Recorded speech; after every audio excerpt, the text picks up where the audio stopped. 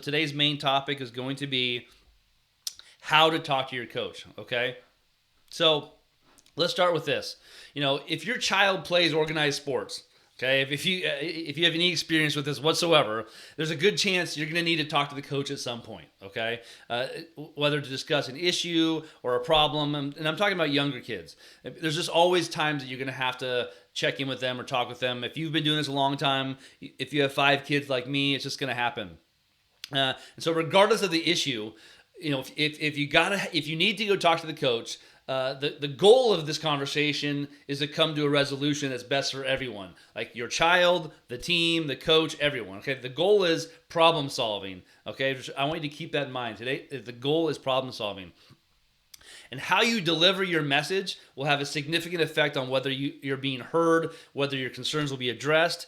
If the issue is serious, don't be afraid to talk to the coach. If there's actual serious issue, bullying, abuse, something's going on that's serious, that needs to be addressed, do not be afraid to do that. After all, I learned this from Ron Wolforth over the years, and just as a parent, you are your child's only advocate in life. Like, really, you are the only one. So if you remain silent, we have parents on the other side of the spectrum. Some that, they step in and they want to intervene on every single little tiny issue. Then you have parents who they just remain silent. It's not a big deal. They'll work it out. Okay, I think there's a happy medium, and so if you remain silent or you just let it bottle up in you, the situation's only going to get worse. Something's going to blow up, and as you guys know, that's not a great way. So.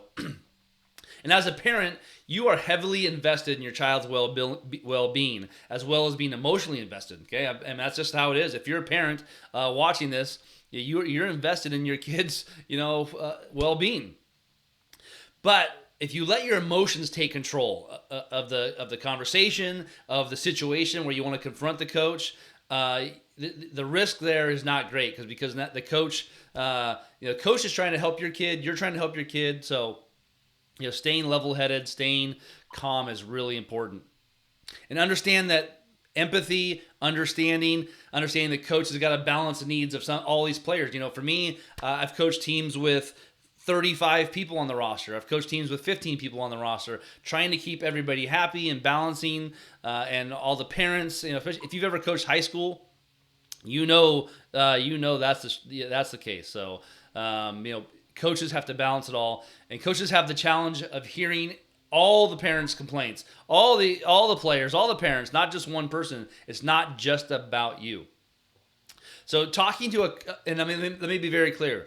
Talking to a coach on behalf of your child is not a habit I advocate for. Okay, when a parent is unhappy, if you're unhappy with playing time or position they're playing or the coaching strategy, these are things you do not want to be talking to your coach about. Okay. But I know there's going to be times when you feel you must do it, and you're just like, I can't, I got to say something, and I'm talking about those moments. So, but here's the thing, you got to understand, a lot of times these conversations are hard to have. It's never easy to confront someone about something when you're displeased with it. I know for me, and many of you, if you have a job with a boss, it's hard to confront your boss. It's not easy to confront a boss or a coach, employee, even your spouse. Sometimes for some of us it's difficult to confront them, and friends are sometimes the hardest ones to confront. You want to confront them, and it's really hard to do. So now let me be really clear. As your child gets older, you should be doing less and less of this talking to the coaches. Okay, and by the time they're in high school, you need to have taught your child, how to talk to the coach, how to speak for themselves, and not go to you to save them or to talk for them. Okay, so be really clear. Teach that. Model that. The only time a parent should step in high school, if there's something serious going on like abuse or bullying. But by the time they get to high school, you really should be allowing them to do this conversation. And if you've spoken for them their whole life, they're not going to know how to do that. So teach them how to do that. You can even show them this video that we're going to talk about today. So, but for those who have kids under high school age, okay, I want to give you guys some tips for just the smooth exchange, a smooth confrontation. And if you're thinking about talking to your coach, so number one, check your why. Okay? Before you go to the coach, ask yourself, why am I doing this? Like, what is the real why? You may think it's a concern for your kid and that they're driving the conversation, but the case a lot of times is it's all about what the parent wants. Okay, so before you do this, when I think about your why, talk to the kid. Is this actually a problem for the kid? Is this something that your kid is having an issue with, or is this a problem that you are having as a parent? So, a lot of times, if I'm being honest with myself, I know many times I want to confront the coach. Had nothing to do with what my child wanted. It had more to do with me venting frustration, right? And ultimately, it's about me and wanting to control the situation or having control over the situation, control things that I can't control. So when it comes to your why, make sure that it's about your kid and not about you. If your motive is to do what's best for your child, then talk to them first. That's the first step. Then go talk to the coach. And then instead of looking to fix the problem, seek for ways to address it internally with your kid by talking to your child about what they can do to resolve the issue. And so for me, it's a great tip that you've got a kid, you've got a problem with playing time or whatever the thing is. I would come to my kid and say, hey, why do you think you're not getting playing time? What's going on? How do we solve this problem as a parent and kid without the coach? And do I need the coach to really intervene to make this situation better? Sometimes they do, but sometimes it's something that the parent and child's got to do, or the child's got to do by themselves. So, and then remember, ask open questions. Listen, and see if your child can learn or deal with the situation instead of trying to change it. So instead of you being the fixer, see if the kid can be the fixer. See if you can be that. And then show appreciation. Okay, you've probably heard of the sandwich method where you say something positive and add a criticism, something like that. Even if you don't particularly like the coach, there's something you can appreciate. Their sacrifice of their time, their enthusiasm, a win last week. You can come to the table with some appreciation, okay? Most coaches across the country, 99% of them lose money coaching, okay? I coached high school baseball for many, many years, and I can tell you right now, my stipend of $2,000 a year didn't even cover my expenses per season or even close, okay? And I spent 30 to 40, sometimes 50, 60 hours a week in season doing that. So have some understanding, have some appreciation, even if you don't like the coach. And I know that's difficult, but show some love, show some appreciation, even if you don't really like them. No one likes to be attacked. No one likes to be confronted. And if you come to the coach, if you come to the coach with guns loaded and you're going after them really hard, for me as a coach, I'm going to immediately put my blockers up, put my shields up, and it's going to be really hard to have a productive conversation. It's going to be hard to get a resolution. So as much as you can, really show some appreciation and don't come guns a-blazing. Also, don't surprise them. Many teams and leagues over the years in different places of the country have this 24-hour rule where you can't talk to the coach for 24 hours, let them steam down.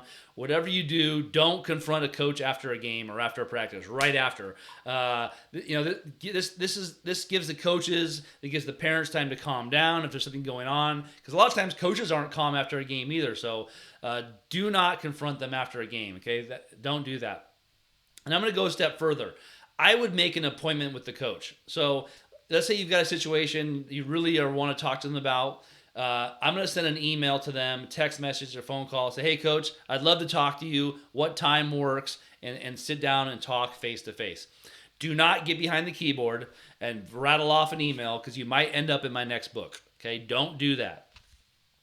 Send an email. Hey, coach, love to talk. And if the coach wants to email back and forth, don't let that happen.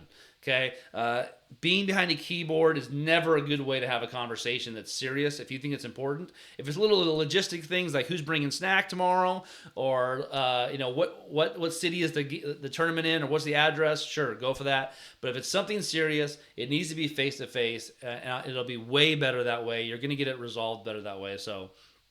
And just let them know, hey, coach, I've got some concerns. I'd love to talk to you face to face, and you might even know what those things are. So let's talk about them. Never ever confront them in an email. Really bad idea. And then making an appointment prepares the coach for the conversation. It allows the coach to have some time to think about it, think about what they want to say, and you as well. And it makes that meeting way more productive, and you get a chance to actually get what you wanted, what you want to accomplish. And then, and this does away with the venting, saying things that you're going to regret, the emotions. And then when you do have this conversation, seek to understand and then be understood. Seek to understand and then be understood. Okay? Seeking to understand starts with recognizing the coach is human. Okay? Has flaws, trying the best that they can. They may have other problems at home, in their family, their job. On top of it, they're trying to coach this team and be successful. So many of you got lots of stuff going on in your life, family, kids, COVID, economy. There's things going on. Jobs are really tough. So remember that the coach is not just a coach, it's a human being as well. So seek to understand where they are. Empathy is key. Empathy is really important. And if you go into that conversation with a desire to understand and have empathy, instead of intimidate, get your way, come guns a-blazing, you're going to increase the chances of finding a positive resolution for you and your child way more. Think of this contrast in attitudes, okay? So just remember, coaches are people too.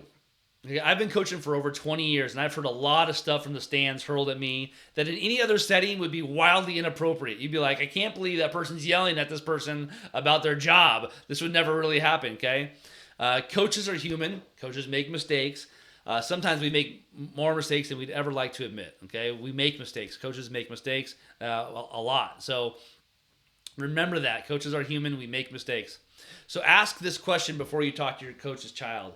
If someone came to me with a problem, how would I respond to it? Would I get defensive, yell, emotional? Would I be empathetic? Would I listen? Would I understand? Put yourself in the coach's shoes. And if the goal of your confrontation is to do what's best for your child, then you can have an effective conversation with the coach, right? You can say, hey, I want what's best for my kid. You do too, and let's talk about that. So remember, number one, do not talk to I'm going to give you some do nots. Just some do not reminders. Number one, do not talk to the coach right after a game. Okay, emotions are really high, especially if the team lost a game. It's just not a good time to approach them. Schedule it unless it's an emergency. 24-hour rule is really, really good rule. Okay, and so after a game is not a good time. Do not do that. Gather your thoughts, check your emotions, shoot an email, schedule a meeting. I can tell you from experience, I've had parents come up to me right after a game, get into it with me, chew after me, and it's never ended well. 99% of them regretted it the next day, apologized to me or something like that, and man, don't do it. Just trust me on this. As much as you want to blow them up or get into it right after a game or practice, chill down, have a cool down period, and then think about how you want to approach it. And then do not approach the coach with accusations or inappropriate tone. It's the old saying is, it's not what you say, but how you say it. And it comes into play very much here. I'll tell you, I'm reminded every day by my wife. She tells me all the time, I don't like your tone.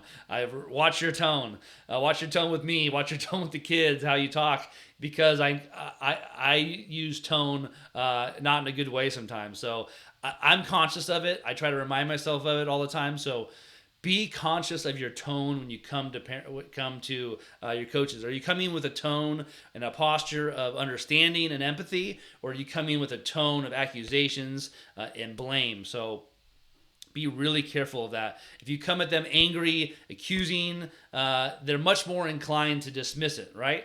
If someone comes at you and just is blaming you and is attacking you, you're going to be much more inclined to put your walls up, to get defensive, decline it, and the actual message is going to get lost because your delivery was so bad that the message. I can tell you, I know a lot of hitting coaches and coaches across the country that I've met that are really good coaches. They've got really good information, but their delivery is so bad it just turns you off from wanting to listen to them. So even though they have good stuff they want to teach you, it's like, you know what? I just don't really like your delivery, so I don't really want to listen to you. The right tone is calm, even, Okay, conversational.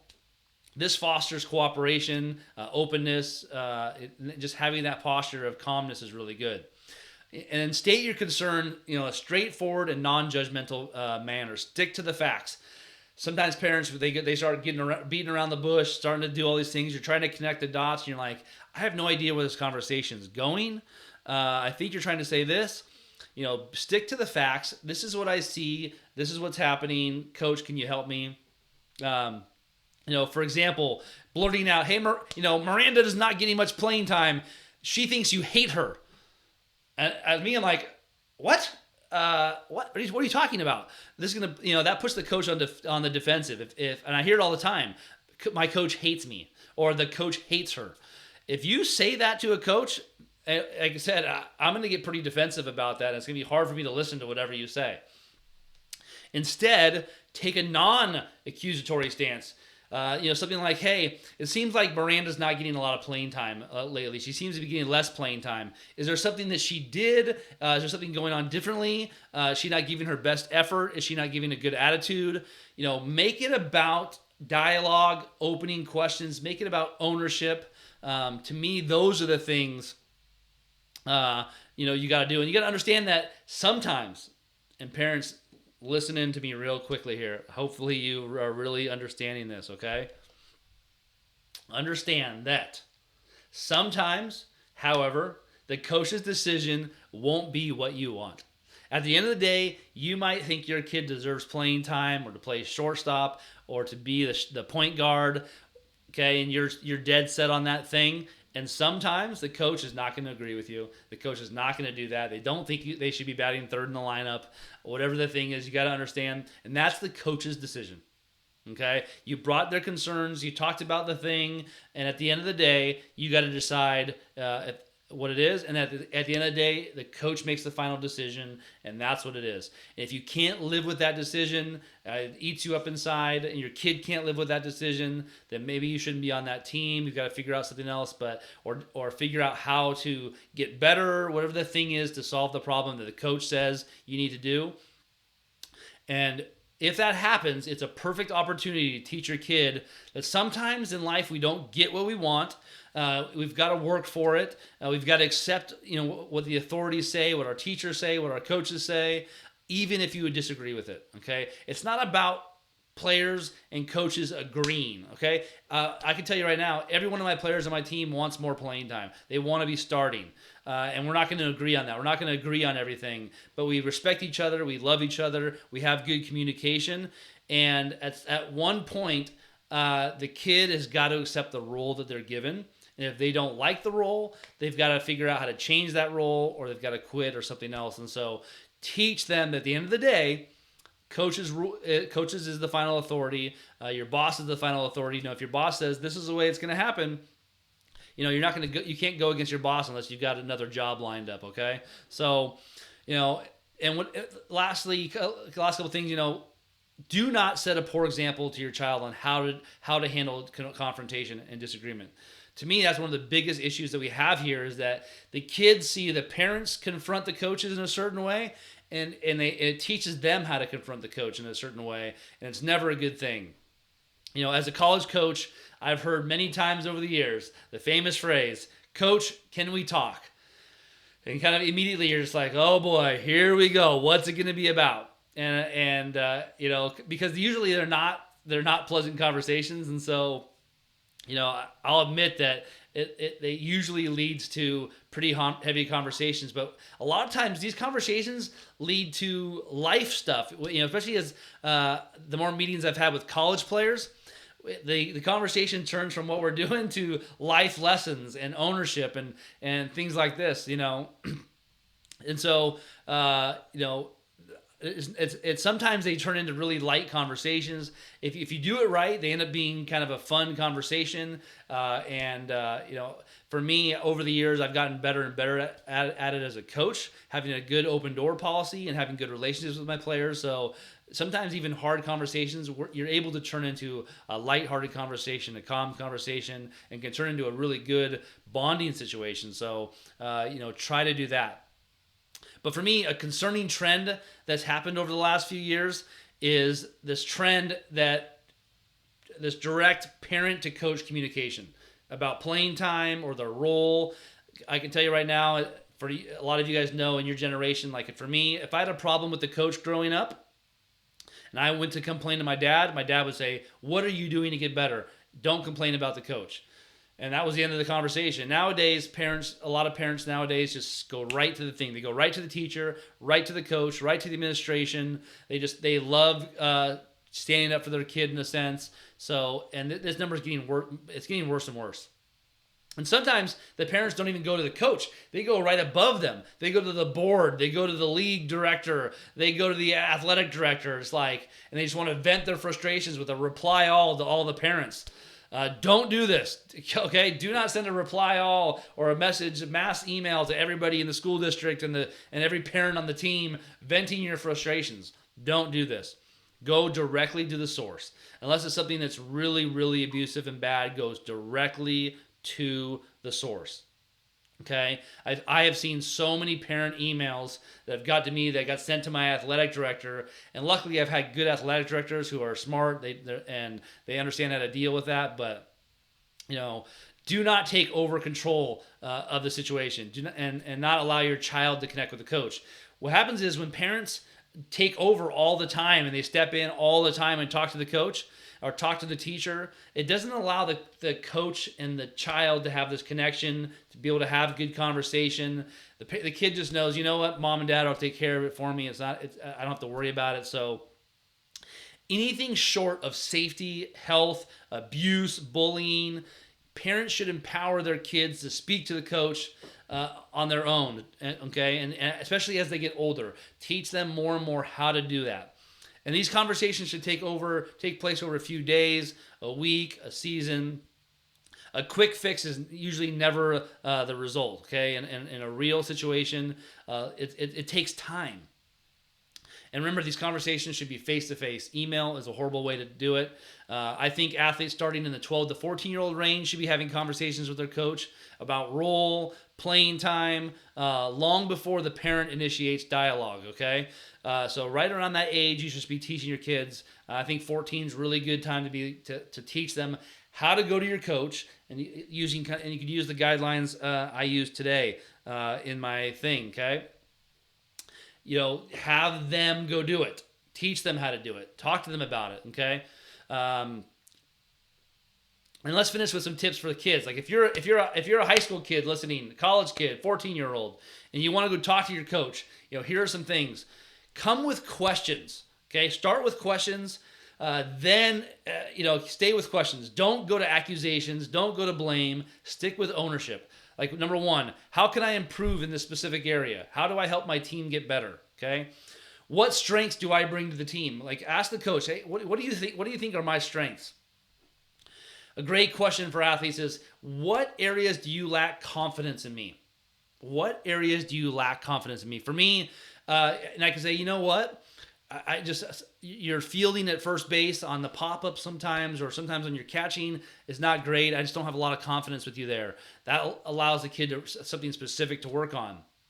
And then, I've been asked over the years, and it's surprisingly less and less. Kids, ask the coach, hey coach, can I come in 15 minutes before practice to work on that skill? Or can you stay 15 minutes after practice to hit me some ground balls or throw me some batting practice? I feel like nowadays hardly any kids do that. The college level happens all the time, but high school and below, kids ask what they can do better, and then they go home. Ask the coach, hey coach, can I have 10 minutes, 5 minutes, 15 minutes to do something, before practice, after practice. Ask the coach to help you do that thing, and ask for some one-on-one time if you have to. And then, and then as a player, I want you to take ownership of it. All right, coach, that's great. Thank you for mentioning that. I'm going to try to do those things. And then ask the coach, hey, coach, keep me accountable to this stuff. Be patient with me. I'm going to try to do those things. Hopefully you can help me along those ways. Notice that all of those questions are not about playing time. They're not about comparing yourself to another player. I'm better than Johnny. I should be playing third base. I'm better than Susie. I should be the goalie. Those things that's not how it should go. It should be about questions, and the questions are solely pointed towards the athlete's growth. as it relates to helping the team. And that's it. Like, how can I specifically get better? How can I specifically help the team get better? Make it about you, okay? Student athletes, not about anybody else on the team, about Johnny or Jimmy, Jessica, all the other J names out there. Make sure it's about you. As a coach, I want to hear from my players and see in their actions that they're team focused and care about the growth as it helps the team and not just them. Okay, if it's just about playing time, it's just about what they care about, not what's best for the team, that's not great. Okay, and for coaches, if you're listening, if you're a high school coach or a travel ball coach listening in right now, I want to read you one of my favorite Bible verses. The Bible's got great, whether you believe in the Bible or read it or not, it still has some great quotes and some great sayings. And one of my favorite Bible verses is Proverbs 15:1. 15:1 says, "A gentle answer turns away wrath, but a harsh word stirs up anger." So coaches, remember, being defensive, putting up your shields, and being attacking back to the player is not a good thing. Remember your why. Remember why we coach. We coach to make an impact. We coach to give back, to love our athletes, to teach them life lessons. That should be your why, person development. So don't get defensive. It's not about your coaching strategy or you having to defend you as a coach. If a player comes to me, I want to solve the problem for them. I want them to experience this in a great way. Don't get defensive. Hopefully you genuinely care about each one of your athletes. I absolutely love every one of my athletes. I truly, truly do. And you've been, for some of you who are coaching right now, you coach, whether you're coaching T-ball or you're coaching in college, it's a blessing to coach. It's a gift to coach. And you've been put in this position, especially at the higher levels, because you've earned it. So show the love. Show that you care about your athletes. And show that the empathy to the parents. Understand what parents are going through with their thing. Validate their child. Be understanding. Be objective. Okay? Let them know how much you care about them. And let the parents know how much of an open door policy you have. Let them know, hey, your kid can always come talk to me. Always come talk to me. And if your kid doesn't feel comfortable talking to me, why is that? Let's make that better. And coaches who communicate this stuff really well and early in the season, you set your expectations, you get a lot less, coach, can we talk? The more you can communicate roles, the more you can communicate to your kids about stuff like that, the better. So finally, my last words of the day. For parents, coaches, and athletes. When it comes to having hard conversations, remember, the most successful people I've known are the ones who are doing more listening than talking. And that the biggest communication problem that we have right now in this world is that we listen not to understand the other person or to have empathy, not to have connection, but to respond, to defend, and debate. And those are not good things that we want to be having. So hopefully those tips can really help you when it comes to wanting to talk to your coach, empowering your kids how to talk to their coach. Hopefully that was a helpful conversation for you guys this morning. So thanks for listening to my long talk on it.